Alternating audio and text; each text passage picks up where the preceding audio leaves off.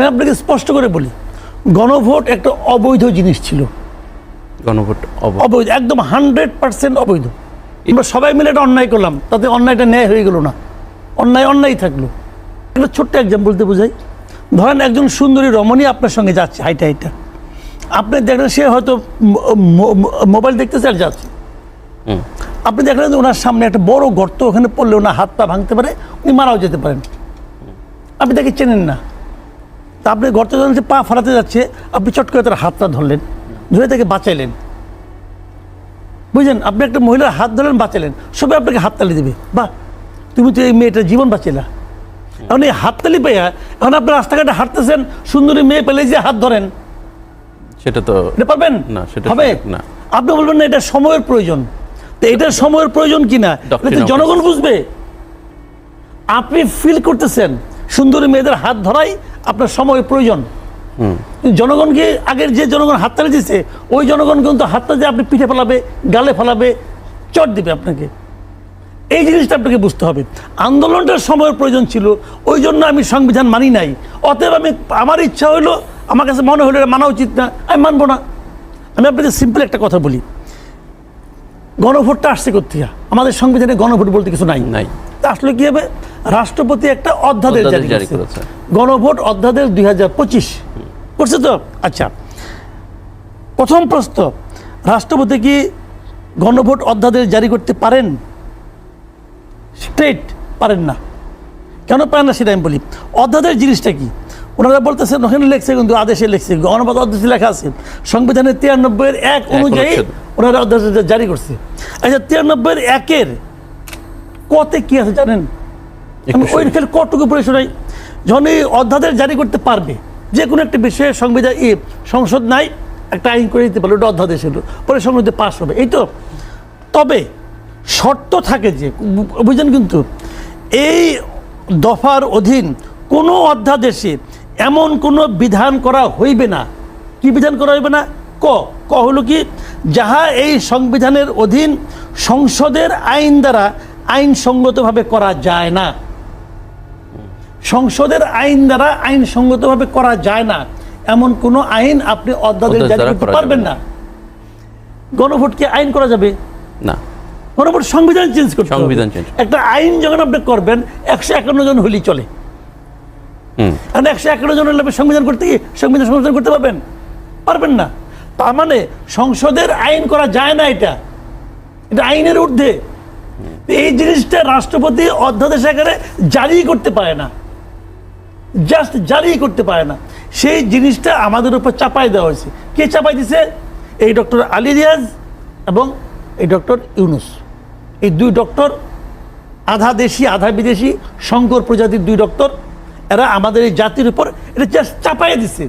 এখন আপনি বলতে পারেন যে বিএনপি তো বলছে ভোট দাও, হ্যাঁ ভোট বলছে না, বিএনপিকে ব্ল্যাকমেল করে হাট আদায় করছে, জাস্ট ব্ল্যাকমেল করে। আপনারা তো বলেন না, যদি বলে বিএনপি না ভোট দাও, তাহলে তারা বলবে কি এই যে জুলাই চেতনার বিরোধী। মানে এটা হলো একটা ভয়ঙ্কর অবস্থা। ওই যে এক লোকটা বলছিল না যে খুব শিক্ষিত হয়ে আসছে গ্রামে, তাহলে একজন বলছে আমার পোলাও শিক্ষিত, তোমার পোলাও শিক্ষিত, দেখি কার পোলাও বেশি শিক্ষিত। আর যে বাটপাট যে সে যে বলতেছে, বলতো দেখি আমি জানি না ইংরেজি কি, আই ডোন্ট নো অর্থ কি, আমি জানি না, জানে না। বিএনপির এই চেঙ্গির মধ্যে ফেলাইছিল এই দলগুলো, যে বিএনপি কিন্তু বলতে বাধ্য করছে যে তোমরা হ্যাঁ বলো, হ্যাঁ বলে ভোট দিতে বলো। বিএনপি কি করবে? পড়ছে চেঙ্গির মধ্যে, সূত্রটা বলতে হবে, সামনে ইলেকশন, জাস্ট ব্ল্যাকমেল করে তাদের দিয়ে হাট আদায় করছে। আচ্ছা, আপনি আমাকে একটা কথা বলেন, আমি আরেকটা কথা বলে শেষ করি। এই যে হ্যাঁ ভোট হয়েছে, এই জুলাই সনদটার সঙ্গে কতগুলি পলিটিক্যাল পার্টি ছিল? 30টা পলিটিক্যাল পার্টি ছিল। দেখেন এখানে কত বড় একটা ডিসপ্যারিটি হয়েছে। আচ্ছা, এই 30টা পলিটিক্যাল পার্টি সবাইকে এক সমান না, অনেক দল আছে। এই 30টার মধ্যে 30টা মিলে কি বিএনপির 3 ভাগের 1 ভাগ ভোট পাইছে? কি বলেন রে ভাই, পাইছে না? তাহলে ওখানে এই আলোচনায় বিএনপির 1 ভোট, 29 জনের 1 ভোট হইল কিছু। আচ্ছা দেখ, তাও মানলাম, ঠিক আছে, বিএনপির মানছে।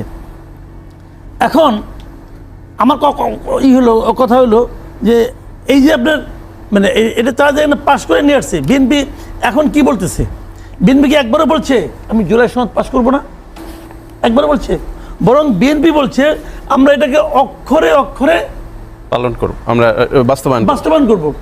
তাহলে জামাতের আপত্তিটা কোথায়? এনসিপির আপত্তিটা কোথায়? তাদের আপত্তি হলো বাস্তবায়ন পদ্ধতি নিয়ে। তারা বলতেছে তোমরা সংবিধান সংস্কার পরিষদের মাধ্যমে বাস্তবায়ন করো। বিএনপির বক্তব্য কি? যে আমি যে সংবিধান সংস্কার পরিষদের মাধ্যমে বাস্তবায়ন করব, সংবিধান সংস্কার পরিষদে কোথায় আছে?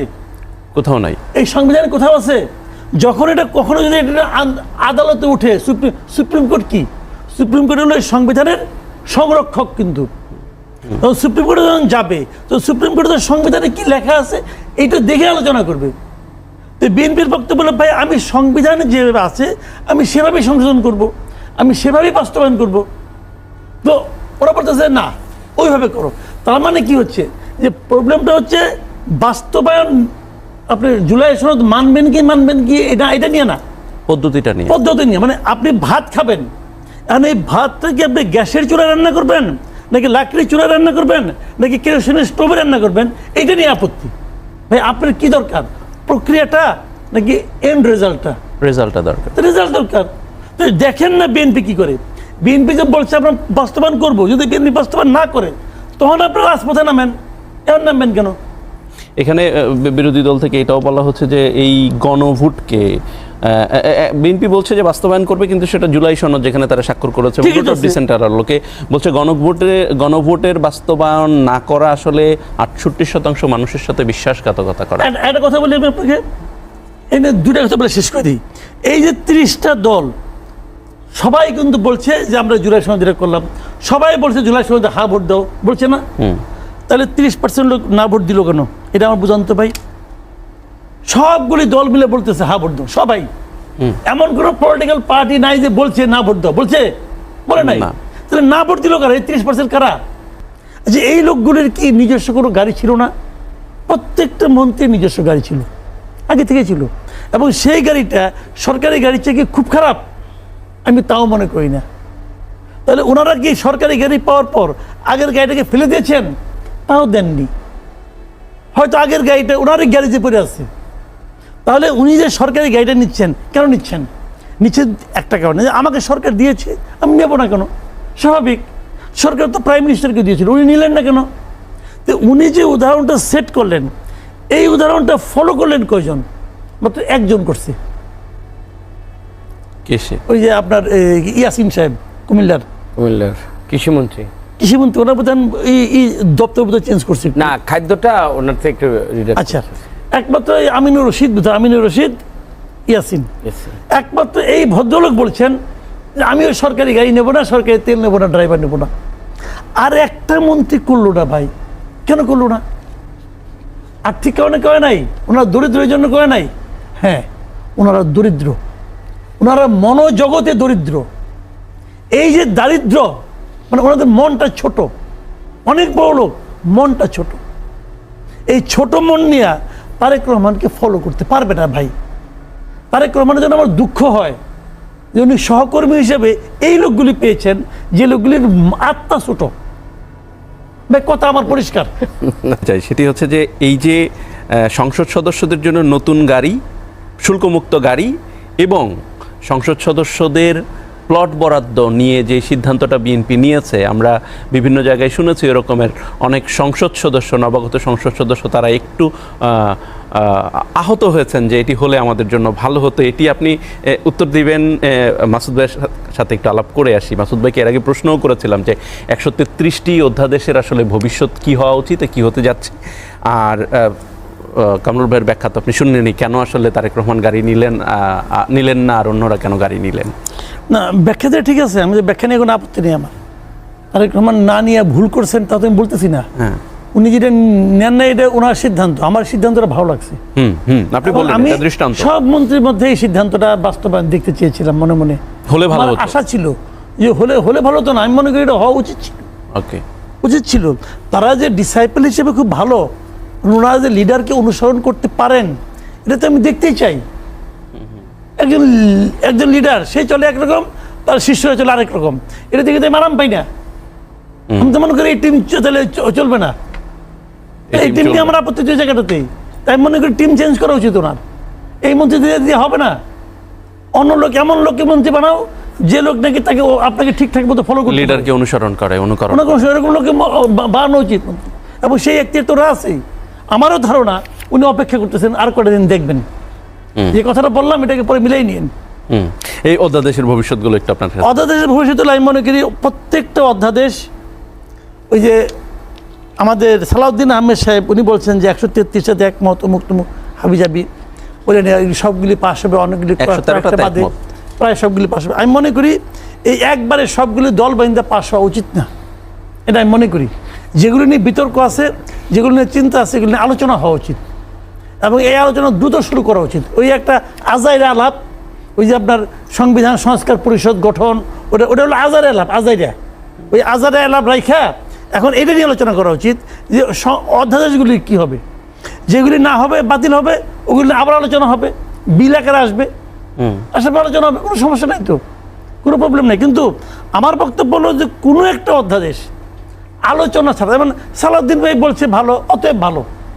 আমার মনে কিছু প্রশ্ন ছিল, কিন্তু আমি একটা জুনিয়র লোক কেমন করে বলি, হয়তো রতন ভাই ভাবতেছে, এটা নিয়ে আমার একটা প্রশ্ন ছিল, কিন্তু সালাউদ্দিন ভাই বলছে আমি কেমন করে আলোচনা করি, অতএব পাস।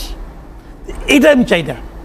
আমি মনে করি প্রত্যেকটা সংসদ সদস্য একজন ইন্ডিভিজুয়াল, এবং প্রত্যেকের কাছ থেকে আমরা এই ধরনের সচেতনতামূলক আচরণ আশা করি। প্রত্যেকটা অধ্যাদেশ নিয়ে ভালো মন্দ আলোচনা হওয়া উচিত, যেগুলি গুরুত্বপূর্ণ বেশি সেগুলি আগে আলোচনা হোক, ধীরে ধীরে হবে। হ্যাঁ ঠিক আছে, 12 তারিখের মধ্যে না হলে পরে বাতিল হয়ে যাবে, হয়ে যাক বাতিল, যদি প্রয়োজনীয় হয় ওগুলি আবার বিল আকারে আসবে, সমস্যাটা কি, পাস করলেই তো হলো। কিন্তু আমি মনে করি আলোচনা ছাড়া যদি তারা যদি একজনকে অনুসরণ করে সবাই, আগে যেটা ছিল হুইপ বললো হাত তুলো, সবাই হাত তুলো আরম্ভ করলো, ভাই এইরকম ইয়েস মার্কা সংসদ আমরা চাই না। আমরা প্রাজ্ঞ লোক, বিজ্ঞ লোকদের সংসদে পাঠাইছি, আমরা প্রত্যেকের কাছ থেকে এটা নিয়ে আলোচনা আশা করি, এটা হলো আমার সহজ কথা। বিরোধী দলের বর্তমান যে একেবারে 1 মিনিট আপনার কাছে সর্বশেষ, বিরোধী দলের বর্তমানের ভূমিকাকে আপনি কতটা ইতিবাচকভাবে দেখেন? বিরোধী দলের ভূমিকা নিয়ে আমার কোনো আপত্তি নেই। তারা সংসদে যেগুলি বলতেছে, চিৎকার চেঁচামেচি করতেছে, প্রতিবাদ করতেছে, আলোচনা করতেছে, এগুলি ভালো। আমি কিন্তু মনে করি এটা সংসদকে মানে আপনার স্পন্দিত রাখে, এটা কোনো খারাপ না।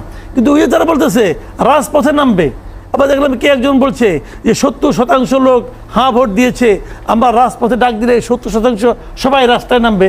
ফালতু কথা, রাস্তায় নামে দেখুক তাদের ভাই, রাস্তায় নামে দেখুক। কি মানুষ এগুলো না ভাবে না, মানুষ ভাবে যে তেলের দামের কি হবে, মানুষ ভাবে যে আমার এই যে কষ্ট যানজটে যে লোকগুলো মারা যাচ্ছে এইগুলির কি হবে, মানুষ ভাবে তার দৈনন্দিন সমস্যা নিয়ে, মানুষ ওগুলো না ভাবে না।